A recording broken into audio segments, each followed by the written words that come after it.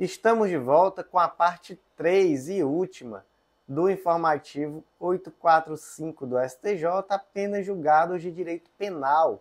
E já iniciamos com julgados da quinta turma e o primeiro foi inserido na Lei 8176 de 91, Lei dos Crimes contra a Ordem Econômica, destaque da seguinte forma: a configuração do crime de perigo abstrato previsto no artigo 1º, inciso 1, da Lei 8176 de 91, exige a comprovação do dolo, sendo vedada a responsabilização penal objetiva. Temos, gente, aqui um repeteco, quase que uma repetição ipsilíteris do que foi decidido lá no informativo 825, que eu comentei com vocês lá em outubro, mais ou menos, de 2024, outubro do ano passado. Basicamente, tratamos aqui de um crime contra a ordem econômica, que é o crime de adquirir, distribuir e revender derivados de petróleo, gás natural e suas frações recuperáveis, etanol etílico, hidratado, carburante e demais combustíveis líquidos carburantes em desacordo com as normas estabelecidas na forma da lei. Crime aqui com detenção de 1 a 5 anos. Basicamente, né, aqui é o crime daquela pessoa que tem um posto de gasolina e que vende gasolina ou outro combustível ali em desacordo com aquilo que é determinado pelas autoridades. Por exemplo, imagina uma determinada bomba que está roubando na gasolina, digamos assim, né? Aparece lá que colocou 5 litros de gasolina, mas na verdade só são 4 litros. Ou então imagina, por exemplo, aquela velha gasolina batizada, cheia de água, não é? Tudo isso vai incorrer no crime contra a ordem econômica, lá do artigo 1, inciso 1º da Lei 8176 de 91. E nós temos que esse crime, ele é um crime classificado como de perigo abstrato, ou seja, a sua consumação ocorre com a simples exposição do bem jurídico tutelado à situação de risco, sem que se haja necessidade de comprovação de um dano. Então eu estou vendendo gasolina adulterada, eu não tenho que demonstrar que um determinado veículo deu problema por causa disso. O simples fato de eu estar vendendo gasolina adulterada já vai, com certeza, servir de elemento suficiente para caracterizar esse crime. Mas a questão aqui é outra, é não confundir alhos com bugalhos. Ser um crime de perigo abstrato não significa que não é necessário verificar se há dolo na conduta, beleza? O que nós temos no direito brasileiro? Que, em regra, os crimes são punidos só quando há dolo. Excepcionalmente, se houver previsão legal, é possível a punição também na forma culposa. Agora vem a pergunta: em alguma situação é possível responsabilidade penal objetiva, isso é, sem dolo e sem culpa? Não. Isso não existe no direito brasileiro. E no caso desse tipo específico aí, não há sequer a punição na forma culposa. Tem que haver o elemento subjetivo dolo, beleza? Então, não confundir alhos com bugalhos. Esse é o ponto, tá? Não há como condenar sem demonstrar dolo, como é que ficou então em destaque. A configuração do crime de perigo abstrato, previsto no artigo 1º, inciso 1 da Lei 8176 de 91, exige a comprovação do dolo, sendo vedada a responsabilização penal objetiva. Próximo julgado foi inserido no Código Penal e muito cuidado na hora de entender esse julgado, que ele é perigoso, viu? É muito perigoso a leitura desatenta levar a uma conclusão errada. Destaque da seguinte forma: a confissão informal não pode ser considerada para fins de aplicação da atenuante da confissão espontânea. Então, para começar a conversa, né, estamos tratando de segunda fase da dosimetria, circunstância atenuante. Então, nós temos, artigo 65, são circunstâncias que sempre atenuam a pena, ter o agente confessado espontaneamente perante a autoridade a autoria do crime. E aí, gente, nós temos uma máxima aqui em relação a isso. Sempre que a confissão for utilizada na sentença condenatória, ela vai ter que ser utilizada também para atenuar a pena. Então, o juiz utilizou a confissão para condenar, né, como algo que reforçou a condenação, reforçou os argumentos condenatórios, então também vai ter que usar para atenuar a pena.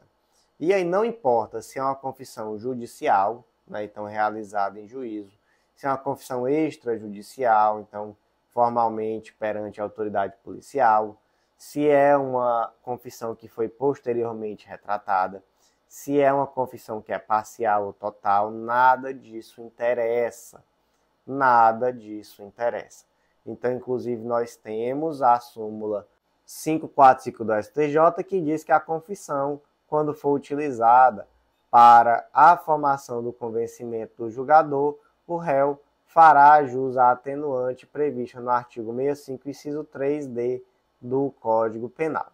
E no informativo 741 tivemos exatamente uma decisão no sentido de que não importa se essa confissão é parcial, qualificada, extrajudicial ou retratada, qualquer caso sendo utilizado, não é, pela autoridade, e essa confissão ela vai ter que ser utilizada também para atenuar. Mas aqui nós temos uma situação bem diferente, que é o quê? A confissão informal. Confissão informal que não consta nos autos e que foi verbalizada perante um agente público, por exemplo, aquela confissão informal perante a polícia no momento da abordagem, que não foi confirmada perante o delegado de polícia, não foi confirmada perante a autoridade judicial. Essa confissão é imprestável. Essa confissão não pode ser utilizada para condenar. Então, essa confissão também não tem utilidade para atenuar a pena. Então, cuidado, tá? É disso aqui que nós estamos falando, é de um negócio que nem existe, que às vezes essa confissão nem é real, né? Porque nós sabemos que no mundo das ruas existe muito aquela situação em que a polícia, de repente, consegue fazer toda a investigação de um esquema criminoso amplo, às vezes em vários locais da cidade, às vezes em várias cidades distintas, tudo à base de confissões espontâneas. Então, nós vemos isso no dia a dia, né? Isso chega ao judiciário e, às vezes, isso é anulado. Muito dificilmente pelo juiz de primeiro grau, mas conforme sobe lá no STJ, STF, às vezes isso é anulado. Sabemos disso, né? E muitas vezes a historinha que é contada leva a crer também que essa confissão nunca sequer existiu. Então, realmente, é uma prova inservível, não é isso? Não é uma prova, não é melhor dizendo, é algo inservível e também não pode atenuar. Então, é disso que se está falando, tá? Mas cuidado com esses dois pontos que eu já falei, eu vou até repetir, já que a gente está com tempo. Pelo menos eu estou com tempo, estou com fome, mas estou com tempo. Primeiro ponto, se a confissão foi utilizada para a condenação, a confissão também vai ser utilizada para atenuar a pena. Segundo ponto, não importa se foi feita extrajudicialmente ou judicialmente, lembrando que extrajudicialmente aqui é perante o delegado de polícia, e não importa se essa confissão é qualificada, se ela é total, se ela é parcial, se ela foi posteriormente retratada. Vai atenuar. Então, como é que ficou o destaque? A confissão informal não pode ser considerada para fins de aplicação da atenuante da confissão espontânea.